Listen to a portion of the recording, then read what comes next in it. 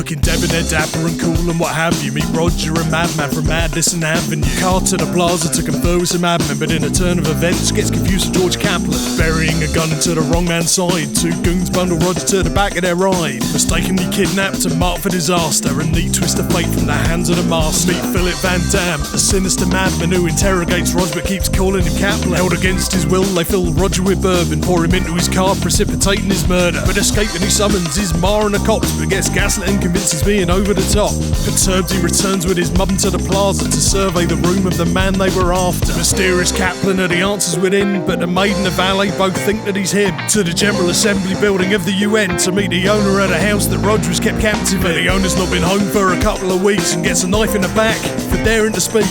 Framed for his murder in the eyes of a nation, Roger hops on a train and waves goodbye at the station. What the fuck's going on, says the viewer in shock. Someone's made a mug of Rog, someone other than Hitchcock. Running interference on Van Damme's operation. The feds cooked up Kaplan from their imagination. The confusion's amusing but depressing situation. The mole lay ensconced in Van Damme's operation. While back on the train, Roger thinks he's the man, chatting up Eve, but she works for Van Damme. Arranging a meet with the make-believe Kaplan, Eve mires Roger deeper in the nightmare he's trapped in. Inches from death, he grasps he wasn't his friend, while his would-be assassins meet the fiery end. Roger has it out with Eve but gets taken aside. A boss reveals Eve is his man on the inside. To allay Van Damme, she gives Roger her thanks. Pumps him full of lead but she only shot blank. Van Damme's got a plan to escape with his mole, with a government microfilm he hid in a doll. But Leonard discovers Eve was playing a game. Van Damme's light blanks to chuck her out of the plane. With seconds to spare, Roger crashes the ball as they improbably escape down the face of Mount Rushmore. Being written by men as their platonic ideal is an impediment to Eve because they're giving her heels. Leonard gives chase, the man's an absolute danger, drops the microfilm and gets shot by a ranger. Van Damme quips about the fairness of live ammunition. One last crack to amuse before he's locked up in prison. Roger reaches for his love, weird all his resolve.